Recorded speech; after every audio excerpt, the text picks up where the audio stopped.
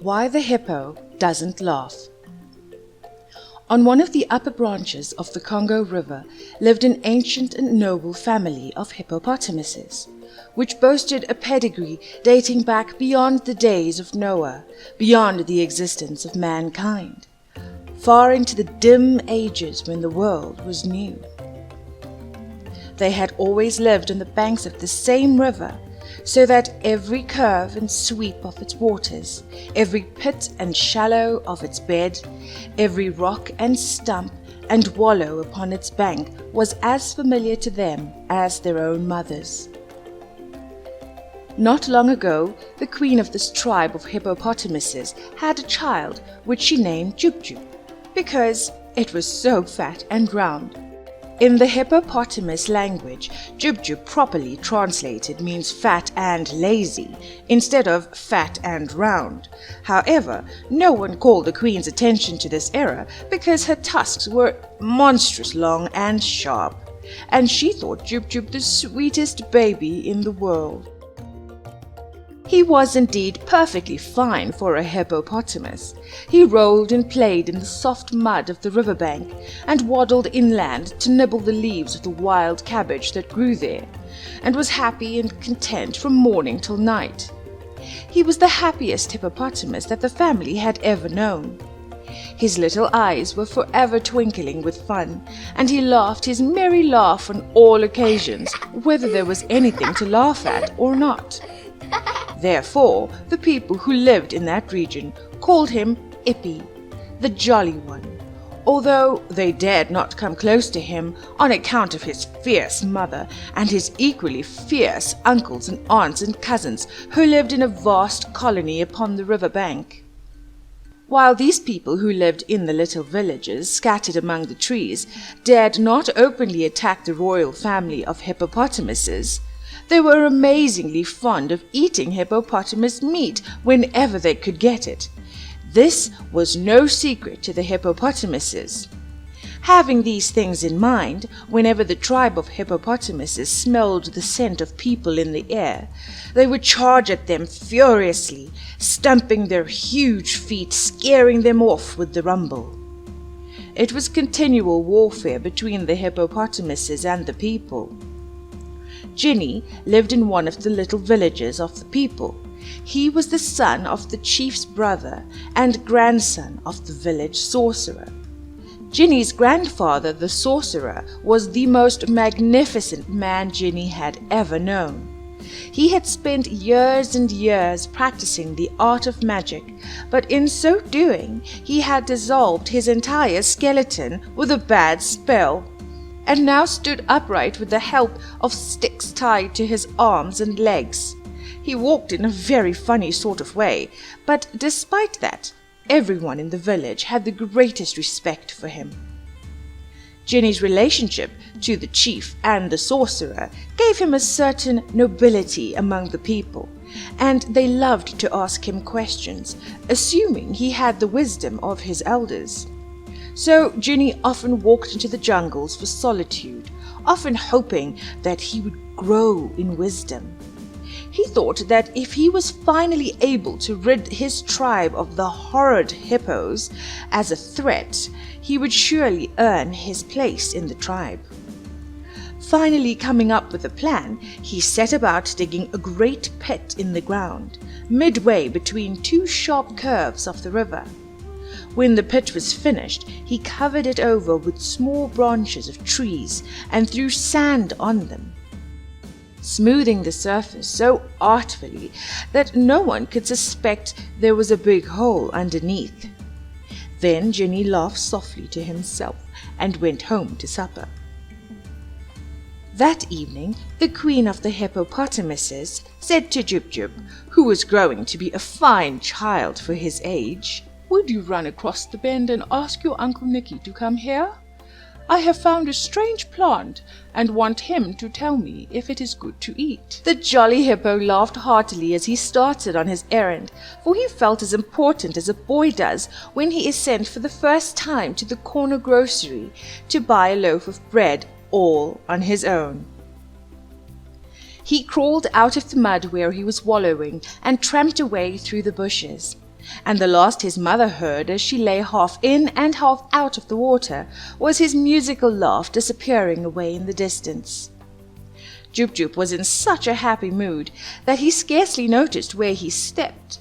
So he was very surprised when, in the middle of a laugh, the ground gave way beneath him, and he fell to the bottom of Ginny's deep pit.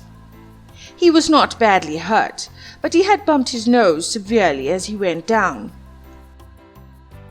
He looked around him, trying to figure out what had happened, and also what he could do to get back out. The walls were higher than his head. He was trapped. He laughed at his own misfortune, and soon fell asleep. He snored all through the night until daylight came. When Ginny peered over the edge of the pit the next morning, he exclaimed, "Why, it is Hippy!" Jub recognized the scent of a man and tried to raise his head high enough to bite him. Seeing this, Jenny spoke in the hippopotamus language, which he had learned from his grandfather, the sorcerer. "Have peace, little one. You are my captive." "Yes, I will have a piece of your leg if I can reach it," shouted Jub, and then he laughed at his own joke. Ginny, being a thoughtful man, went away without saying anything further, and did not return until the following morning. When he again leaned over the pit, Jub was so weak from hunger that he could hardly laugh at all. "Do you give up?" asked Ginny, "or do you still want to fight?" "What will happen if I give up?" asked Jub. "It is hard to say, Hippy. You are too young to work, and if I kill you for food, I won't get your tusks, because they've barely grown. How did you fall into my hole? I wanted to catch your mother, or one of your uncles." "You have to let me go, young man. I'm clearly of no use to you," laughed Jub. "Not a chance," said Ginny. "Unless," he added as an afterthought, "you will strike a deal with me." "All right. What's the deal? Tell me quickly. I'm very hungry," said Jub. "I will let you go if you swear by the tusks of your grandfather that you will return to me in a year and a day and become my prisoner again." The young hippopotamus paused to think, for he knew it was a serious thing to swear by the tusks of his grandfather. But he was very hungry, and a year and a day seemed a long time off, so he said with another careless laugh, "Very well.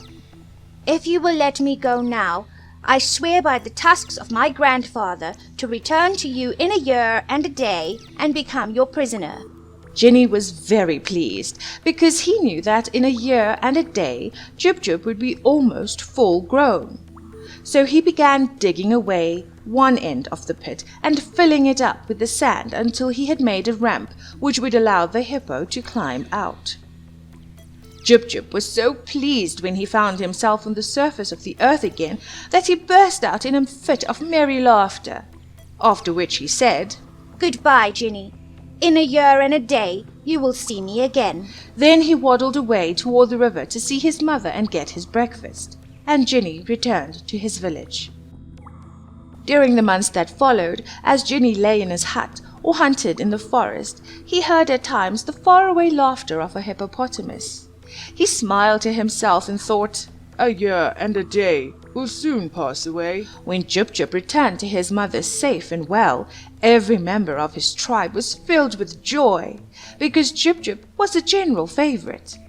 But when he told them that in a year and a day he must again become the slave of the man, they began to wail and weep, and so many were their tears that the river rose several inches.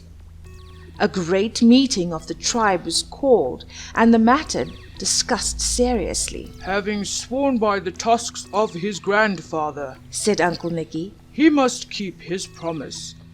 But it is our duty to try in some way to rescue him from death or a life of slavery." To this all agreed, but no one could think of any plan of saving Jub from this fate. So months passed away, during which all the royal hippopotamuses were sad and gloomy, except Jub himself.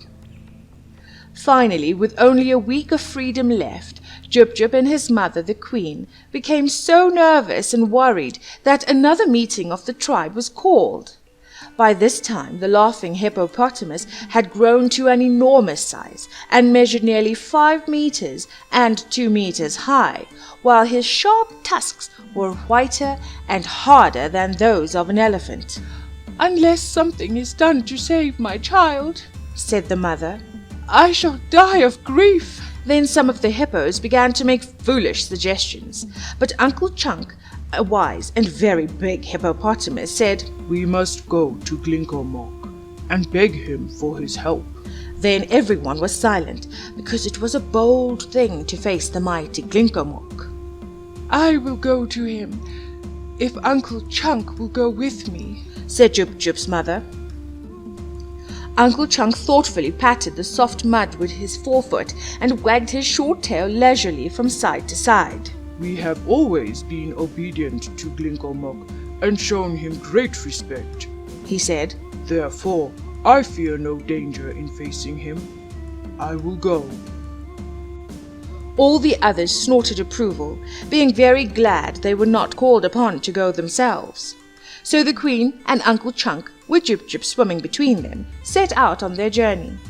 They swam up the river all that day and all the next day, until they came at sundown to a high rocky wall beneath which was the cave where the mighty Glinkomok dwelt.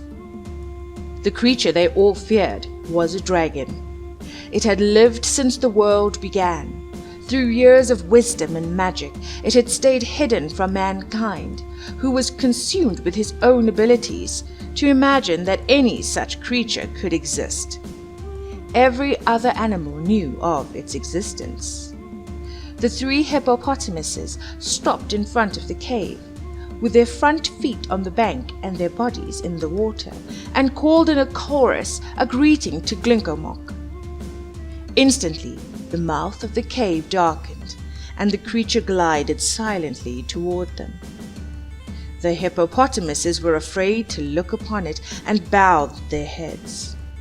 "We come, O Glinkomok, to implore your mercy and friendly assistance," began Uncle Chunk, and then he told the story of Jub's capture, and how he had promised to return to the man.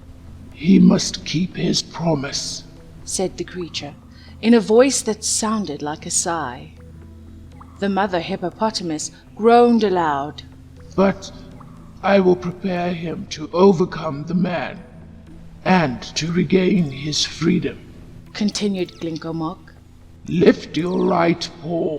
Jub obeyed, and the creature touched it with its long tongue. Then it mumbled some words in a language unknown to man or beast or fowl or fish. After this, it spoke again in hippopotamese. "Your skin has now become so tough that no man can hurt you. Your strength is greater than that of 10 elephants. Your foot is so swift that you can chase the wind. Use this to put fear into the man's heart." Then the terrible Glinkomok leaned over, and Jub felt its fiery breath scorch him as it whispered some further instructions in his ear. The next moment it glided back into its cave, followed by the loud thanks of the 3 hippopotamuses, who slid into the water and immediately began their journey home. The mother's heart was full of joy. Uncle Chunk shivered once or twice as he remembered a glimpse he had caught of Glinkomok. But Jub was as jolly as possible, and, not content to swim with his dignified elders, he dived under their bodies, raced all around them, and laughed merrily every inch of the way home. When the day came for Jub to give himself up to the man, they all kissed him goodbye without a single fear for his safety. Jub went away in good spirits, and they could hear his laughing long after he was lost in sight in the jungle. Ginny had counted the days and knew when to expect Jub, but he was astonished at the monstrous size to which his captive had grown, and congratulated himself on the wise bargain he had made. Jub was so fat that Ginny decided that the best plan was to use him as meat. He took a knife and tried to stick it into the hippopotamus, but the skin was so tough the knife was blunted against it. No matter what he tried, Jub remained unhurt. Jub laughed his most gleeful laugh till all the forest echoed it. Ginny decided not to kill him, since that was impossible, but to use him for a beast of burden. He climbed onto Jub's back and commanded him to march. So Jub trotted briskly through the village, his little eyes twinkling with merriment. The other people were delighted with Ginny's captive and begged permission to ride on Jub's back. Ginny bargained with them for bracelets and shell necklaces and little gold ornaments until he had acquired quite a heap of trinkets. Then a dozen men climbed on Jub's back to enjoy a ride, and the one nearest his nose cried out, "Run, mud dog, run!" Jub ran. Swift as the wind he strode, away from the village, through the forest and straight up the river bank. The men howled with fear. Jub roared with laughter, and on they rushed. Then, before them, on the opposite side of the river, appeared the black mouth of Glinkomok's cave. Jub dashed into the water, dived to the bottom, and left the people struggling to swim out. Glinkomok had heard the laughter of Jub and knew what to do. When Jub rose to the surface and blew the water from his throat, there was no man to be seen. Jub returned alone to the village, and Ginny asked with surprise, "Where are my brothers?" "I don't know. I took them far away, and they remained where I left them," answered Jub. Ginny would have asked more questions then, but another crowd of men impatiently waited to ride on the back of the laughing hippopotamus. So they paid the price and climbed to their seats, after which the one in front said, "Run, you mud wallower, run!" Jub ran as before and carried them to the mouth of Glinkomok's cave and returned alone. Ginny became anxious to know the fate of his people, for he was the only man left in his village. So he mounted the hippopotamus and cried, "Run, river hog, run!" Jub laughed his jolly laugh and ran with the speed of the wind. But this time he made straight for the river bank where his own tribe lived, and when he reached it, he waded into the river, dived to the bottom, and left Ginny floating in the middle of the stream. The man began swimming toward the right bank, but there he saw Uncle Chunk and half the royal tribe waiting to stamp him into the soft mud. So he turned toward the left bank, and there stood the Queen Mother and Uncle Nicky, red-eyed and angry, waiting to tear him with their tusks. Then Ginny uttered loud screams of terror, and spying Jub, who swam near him, he cried, "Save me, Jub, save me, and I will release you from slavery." "That is not enough," answered Jub. "I will serve you all my life," screamed Ginny. "I will do everything you bid me." "Will you return to me in a year and a day and become my captive if I allow you to escape?" asked Jub. I will, cried Ginny. "Swear it by—" Jub stopped. Humans didn't have tusks, so what would Ginny be able to swear on? Then he thought of something Ginny could swear by and shouted, "Swear it by the bones of your grandfather." And Ginny swore it by the bones of his grandfather. Then Jub swam to Ginny, who clambered upon his back again. They came to the bank where Jub told his mother and all the tribe of the bargain he had made with Ginny, who was to return in a year and a day and become his slave. Therefore the man was permitted to leave in peace, and once more Jub lived with his own people and was happy. When a year and a day had passed, Jub began watching for the return of Ginny. But he did not come. He returned the next day until still Ginny did not come. After 3 days of waiting, Jub ran to the village, determined to get Ginny, holding him to his promise. Jub gasped at the sight before him. Finally, unable to laugh, he stared in dismay at the empty village that had clearly not been inhabited for many months. Jub trudged back to his tribe, disappointed and sad that he had been tricked by man. His entire tribe was furious at the news and swore to take down any man they ever saw again. What happened to Ginny? No, he was not dead. Ginny had made a bundle out of the bracelets and shell necklaces and little gold ornaments that he had charged his people for riding on Jub. With that, he had travelled many miles into another country where the ancient and royal tribe of hippopotamuses were unknown. He became a great chief because of his riches, and people bowed down before him. By day, he was proud and swaggering, and at night, he slept in absolute peace. He hadn't broken any deal, you see. He had sworn by the bones of his grandfather, and his grandfather, if you would remember, had no bones. Now it was Ginny who laughed.